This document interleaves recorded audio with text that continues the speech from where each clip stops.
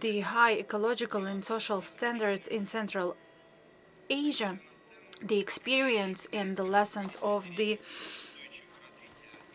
Eurasian Development Bank, the managing director, Albrecht Konrad. Can you hear me? Yes, okay, good. I think I will need to be closer to this microphone so people can hear me. So good morning, everyone. I think and I hope everyone had a good session before, and now it's a good time for a coffee break, and also some interactive session on sustainability in the Eurasian Development Bank. So I'm very happy to have this breakout session with everyone. I'm going to do it in English, and I hope those that can also have their own simultaneous translation in Russian or other languages. As the introduction, my name is Konrad Albrecht. I am the Sustainability Director for the Eurasian Development Bank. And today we're going to talk more, let's say, informally, but also very interestingly. I hope this is going to be the most interesting session for the day. So I'm sorry for my other colleagues. But that's how we have to sell our own interest for what we're going to be talking about, which is basically how do we promote sustainability and high standards in our bank, in our region, in Eurasia, what are the hurdles, what we have been able to develop so far after 1 year since we unleashed the new sustainability framework in the bank, and why this is also very important for our region and our clients, and all the society that we are also responsible for the sustainable development in our 6 member countries.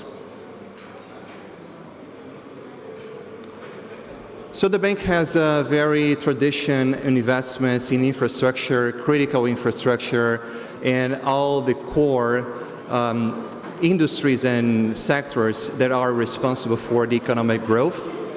We also have a very long-standing investments with all those core elements of the emerging markets. So you can see here on the left side of the presentation, this is just a pie chart of all the industries that we are financing right now in the bank. So this is the current investment portfolio that we have. And as you can see, those are very interesting industries and sectors. And usually they are more sensitively on environmental and social aspects. So you can even see some hard to abate industries that we finance. And not necessarily, we are more agnostic, so we don't have a privilege for a given industry or a given sector. We're committed to work with all the sectors and industries in the region. That's also important that the bank is looking for the transition to help those industries also to get better outcomes and better outputs on environment and social standards. So we understand that we are not in a position to leave any industry, any sector behind. We have to support them on their transition as well. And as you can see, mining, energy, transportation, agriculture, all those industries, they're also very sensitive on carbon emissions. So that's also important. They are more, if you look for energy, it's almost 50% of the CO2 emissions in the region. But that's also a very important industry that we have to support with more renewable energy projects, with more clean technologies can also be used for better efficiency on the existing fabrics and the existing industrial plants that are from the Soviet era, that we also have this very important mandate to help to transition and better make them modernize with better efficiency mechanisms for their own outputs of products and services. But of course, those industries, as they're more environmentally and social sensitive, they also are different between each other. So we also need to understand that not all, there is no one side or one fit all here risk management approach. We also need to consider that each industry, if we look to the right side of the presentation on the chart, we see a heat map. This is also important to resonate how it's interesting that we need to analyze which industry is more prone to a given risk factor. So in a financial industry, probably climate change is not directly responsible for that. It's more on their third scope. It's more on indirectly how they finance their investment and loan portfolio. But at the same time, if we look for environmental risks on the energy sector and the climate risks on that sector, it's much more prone to happen. But even though when we look to this region, we have many small to mid-sized enterprises and even large corporations, they are not necessarily yet so on the point comparable to developed markets, their own maturity curves. We need to understand also how the companies here that we finance are prepared or not to have a more elevated risk scrutiny also required by the bank.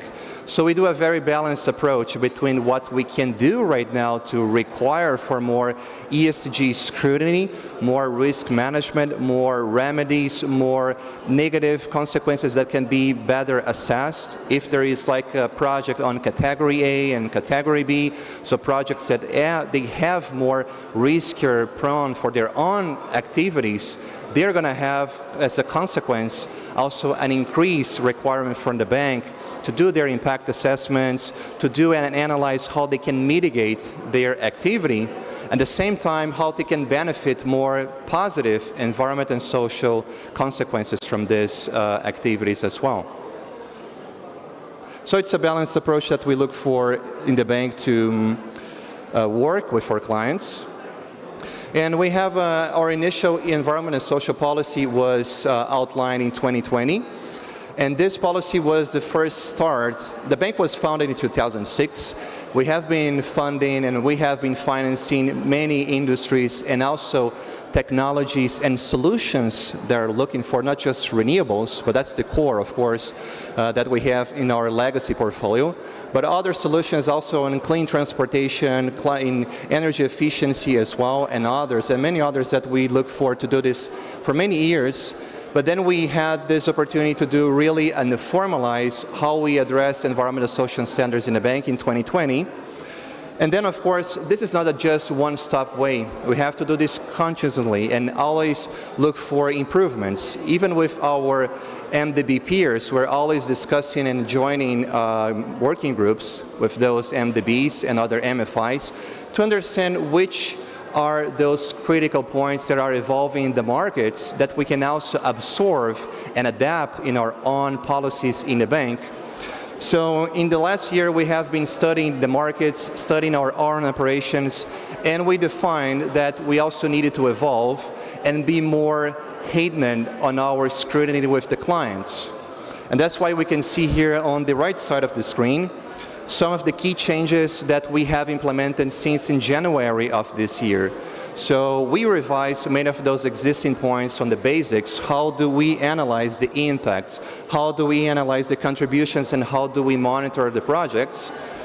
We saw that even the existing array of the scrutiny that we were doing with the clients, they needed even to be expanded. So we needed to do better safeguards, more aligned even with the IFC standards and other MDBs. So we adapted those to the local reality of our clients and the regional reality of our operations here with the private sector. Recalling that our bank is a project bank, so we look for project finance. So we need to adapt what other MDBs are doing in best-in-class approach for risk management on environmental social standards, but they needs to be also contextualized how this can be very analyzed by our own operations with the private sector, not just to public finance. So here we also developed a very important point, as I was saying in the beginning. This is a region that really requires a very good support from financial institutions and other think tanks as well, and the overall community that is working to elevate the ESG standards in the region. So for the first time, we introduced also a profiling of the clients. So we basically send over an ESG profile. So we basically analyze, and is an opportunity for the company to see how mature they are in their own journey. Because those companies that we finance are not necessarily all public listed. So that's why it's important for us to do this as a contribution. So not just looking for, when we consider the double materiality standpoint, when we look from outside to inside, but the bank has understood that we need also to contribute with our clients and the society in general, so we look from inside to outside. So not just the financial component, but how do we resonate with the benefits for the society at large. That was one of the key points that I say, like in addition or differently from other MDBs that we're doing right now. So we are supporting our clients with this ESG profiling, and it's an optional, of course, it's not mandatory, but they have an opportunity to evolve, and which is, we understand, is very important for the maturity journey of all our clients and the region. And of course, this also helps to have better data. We know how hard it is to have data open for analysis for investment considerations in this region, especially if we're considering companies that are clients that are privately held. They're not listed, they don't have usually an obligation to disclose information. So we also require, of course, for the safeguards, but for the contributions that the company is adding, so how many more jobs they're contributing with their operations, they're providing a technology or a solution is going to be cleaning or reducing their own pollution footprint, their CO2 emissions to be reduced, better efficiency on their operations. We look for the contributions as well, not just on the safeguards. So those are key activities that we have been able to introduce and apply in our new policy, so our new ESG and sustainability framework. That was also approved by our sustainability committee. That's also very important to say. Not all MDBs, they have a sustainability committee, but the maturity journey that we have been able to achieve in basically 3 years in a row, it also has been very important for sustaining those decision-making process with all the key senior leadership of our bank that was very supportive to do this achievement for a more enhanced framework in the bank. And here we can see, those are interested to see how is the schema or the framework is visualized. So from a policy, you can see this in a more interesting format. All those in green were procedures that we introduced from this previous version of the policy to the new version. And what you can see in blue is basically that were also updated, existing and updated. And what is in gray basically is, let's say, the standard. So it's basically not much changes to do. So the bank has a three-phase approach when we look for sustainability issues in our projects. So of course we receive this from the front office, we understand what are the requirements. We have a preliminary assessment, so we preliminarily understand what are the exposure of those risks that we have in a given potential project, in a design phase, in a concept project. We do an initial ESG screening.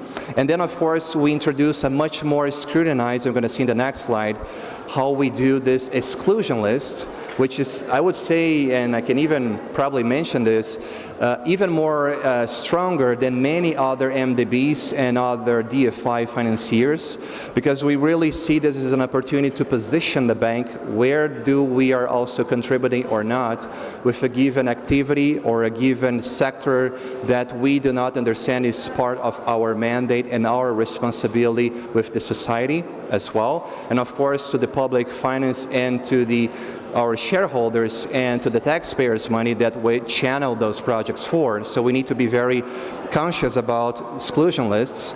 So if the project, it will be fit or not on the exclusion list, it goes, if it's okay, for the filling on its concept. The second stage, we do the core project analysis. So we really analyze the effects of this project. We do, as I said before, an opportunity for the client to have an ESG profiling, so they can get back to us and see where they are mature or not, and we're going to see this in more in the next slides. We collect the data on the contributions of a project. The project does not need to be sustainable or green or climate oriented. It can be a brown project, but we're also going to see how maybe there are some contributions there. Maybe it's not prone to be aligned with a given SDG, for instance, the contributions of a given project, but even though it can have and resonate with some contributions, even if it's a brown project. So that's also applicable for all the projects, green or not green, independently of their shades. And of course, we apply the safeguards. So this is the key risk assessment that we do. We do the project categorization, and of course, the standard categorization of all MDBs, category A, B, and C, and FIs. And of course, for each one of those, we also adapted a little bit more how scrutinizing we're going to be in the requirements for especially projects A and B. Those that inevitably they're going to have some negative consequences and irremediable consequences on environmental and social aspects, and how the project can then be looking for alternatives, how remedies and other mitigation process can be applied or substitute. We can also provide recommendations to our front office, the bankers that are going to be responsible for banking those activities in the open market with all the clients that we have. So they have this understanding of which risks the bank is exposed to or likelihood for those breaches to happen. And of course we do a memorandum, and this is the final report that we do before the consideration for signing an agreement. And every year we do, of course, a monitoring cycle. So we monitor any changes in a project that happen from one year to the other. This is also very important for us to be accurate in the up-to-date information about the project, because it's a living organism. The projects are not just one stop and after you have the disbursement of the loan one. You need to confirm this every single year at least, and in some cases even on-site analysis on what the projects are being there. So here's an example of more details on the exclusion list. So this is a very important issue, as I said. This is an important position for the bank to say how the exclusion list is also part of our mandate. So we see that there are some activities that our member states, they are signatories, they are ratifiers, they cannot, they have a compromise to not invest or not be exposed to those activities. We in the bank, we also understand that those activities should also be applied in our own investment portfolio.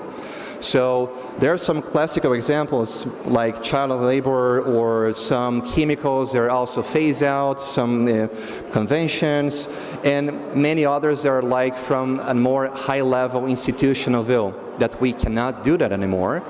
And other in the right side, we see some what we can call those are more in our vision as we have this independent power to channel the finance from the public financiers, so basically from the taxpayers, from our shareholders. Where do we see that is not a fit for the bank? And where do we want to see in the future sustainable development that we don't want to finance anymore some activities in the industry, like classical examples from tobacco, from gambling, alcohol, firearms, or even some that are very still important for the economy of some of the countries here in Central Asia, like coal. So we see that thermal coal mining and coal-fired power plants. This is also a very sensitive topic from an economic standpoint, but we also need to support those industries.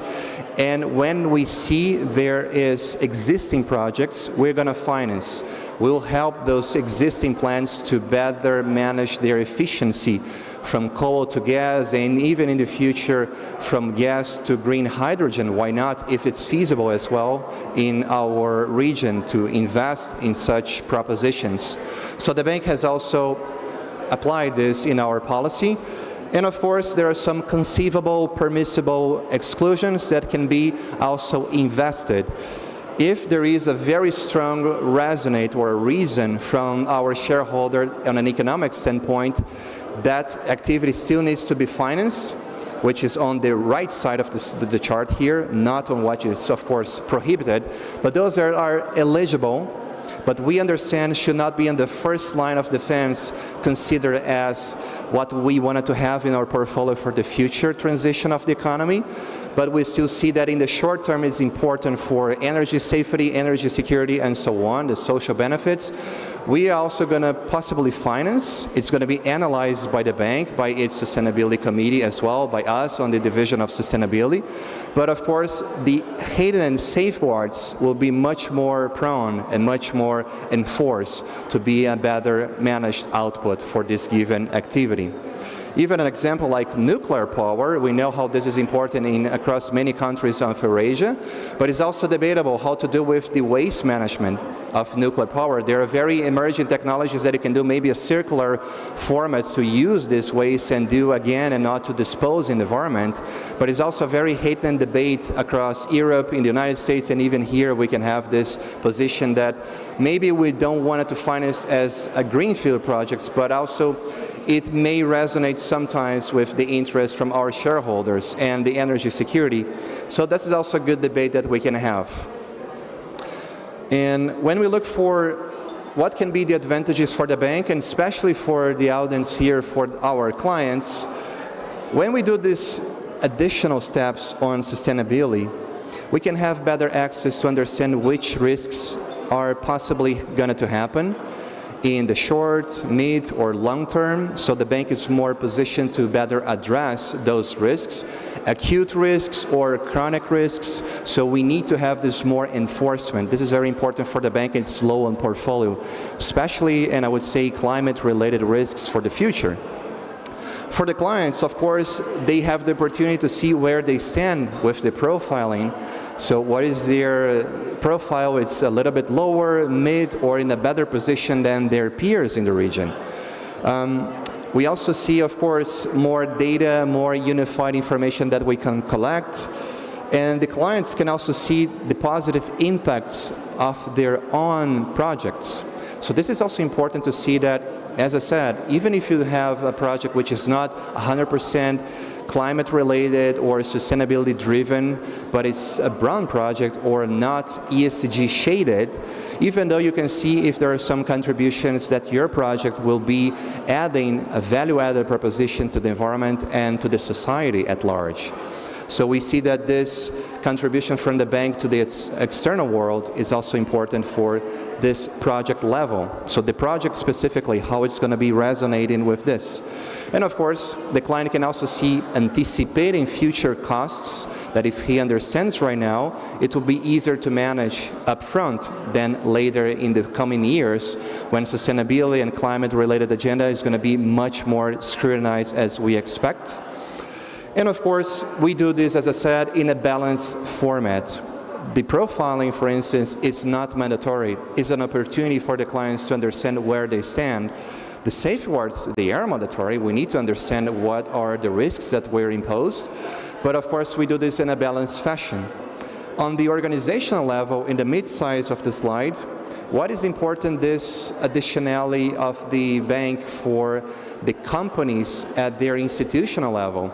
So the companies can understand with this profiling, with the safeguards, so they understand what is happening, the contributions of a project, where they stand, and if they can also, if they're interested, to adapt and adopt those best practices of the market from our own framework, they can also have better benefits up front.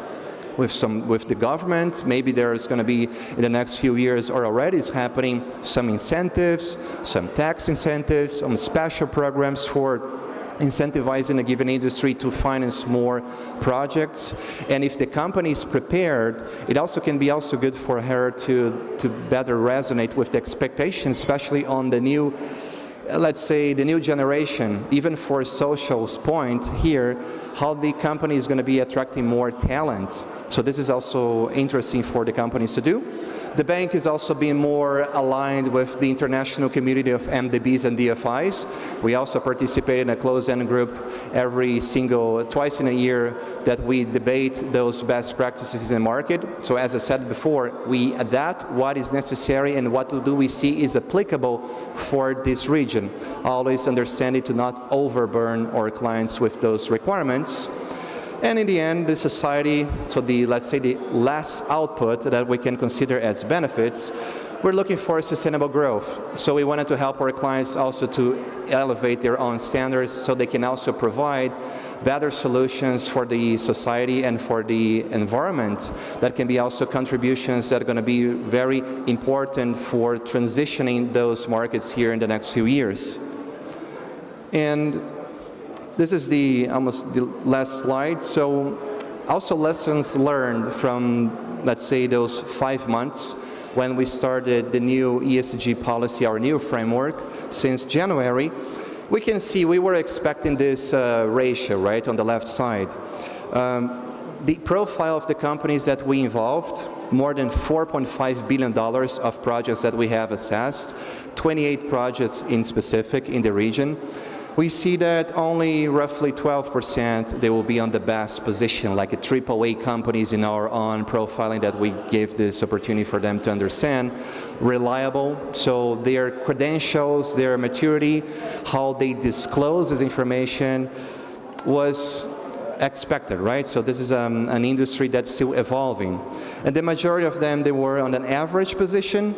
Well, almost the majority, 41%. They were more or less okay. They have information publicly available, and they also supplied us with their information, their ESG footprint, how they were treating, how they were considering, if they have policies in place, if they have products, if they have solutions, etc. And of course, the majority still are below average. So this is also important for all the clients and the market to see that there is much room to growth. That's not a bad thing in general. It's just we see as an opportunity for everyone as a collaborative action to even stand up and elevate more the contributions of those companies in the region, so they can also better assess, look inside, compare, peer with the other clients as well, how they can elevate their own standards. So this is on the ESG profiling. Some points of the exclusion lists that we also saw some projects that we need to better assess and to better analyze if it will be considered or not as a permissible exclusion or not. All the other projects were passed. On the safeguards, we also see a better reasoning on how we see the most critical risks, especially for category A and B projects. And of course, very interesting, the positive effects that we see from some projects really contributing for pre and post development of the projects, job creation, how they can lower the CO2 emissions with their solutions, even with some energy efficiency in some projects as well. So contributions that we understand are very important for having a better output on environment and social standards in the region with those projects that we are financing. And of course, we need to keep doing this till the end of the year and every single year as well, and given this feedback and opportunity for the clients to also provide feedback for the bank. And here, the last slide, we also see that, well, as we said, this kind of, the safeguards and the framework that we do is a balanced approach, so we have to be careful to not hammer and over-hammer the clients. And there is also a call for a better integration and harmonization in the markets. So the G20 presidency in Brazil right now, there are discussions for and a call for action for the MDBs and the DFIs, the development institutions, that they have a better harmonization on their standards. So because when you look for each MDB or each development bank or commercial bank even, they have their own, let's say, in-house, even though adapted from the best class of the market standards, they have their own adapted papers, they have their own procedures. So that's also what we need to understand, how that change from one institution to the other is consuming time, resources, and additional costs for the clients. In some cases, the clients are the same that we have together, or co-financing, or independently by the own financing from each bank. So the more as we can do to harmonize and standardize, the best as we can, understanding the local nuances, the local differences and idiosyncratic points of the region, especially in emerging frontier markets. We know that maybe all the, from a big MDB, all the scrutiny that they do may not resonate so quickly or effectively, and how the company here, a small, mid-sized company, will be able to couple with. Of course, we're talking maybe about some millions of dollars instead of triple digits or billions of dollars. That's also where we stand and where do we finance more in our region. So mid-sized projects, smaller projects as well. We do very much of quantity of projects, and we do see the additionality from each one of those projects. So you need to have this consideration, the local differences, and that's what we do in the bank. So that's why we understand what is the best practice and how we can adapt to the given context and the given maturity curve of this region. And of course, we expect that the MDFIs and the DFIs and the financial society and this ecosystem of financiers will be able to do a better harmonization in the next few years, and especially in those open forums and discussions. So we also very positively, we contribute actively in the international arena with our peers, and we hope that this will also help to unleash better co-financing opportunities, that in maybe some cases this additional cost will not resonate so good in a better co-financing opportunity or joint actions even for technical assistance that we can find. So as to the closing remark, this is also a good opportunity for all the clients that we have and our partners, stakeholders, to join action, to join efforts, and provide feedback. For the bank is also always open for feedback, and we are here to help our clients, as we said, with the profiling, with the project contributions, and even the safeguards that we apply for the projects. This is all resonates in the end for a better management of our own ecosystem of financiers and the project opportunities that we see in the region. So I hope you get a little bit of what we're doing today here on our sustainability journey. And of course, I'm happy to discuss offline with any one of you more details of how we're doing this for our clients, how we see the future prospects. Even with the G20, the bank is participating actively, even for the financing common and other venues that we're looking for to establish our own support here in the region. So thank you very much, and I hope you enjoy your coffee break, and the next session will start in a few minutes. So thank you everyone for joining us today.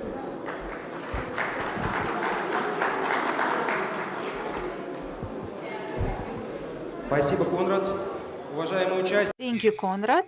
Dear participants, in a couple of minutes in the main hall, we will start the opening session and the water session as well. That is why everyone, please take your seat in the main hall.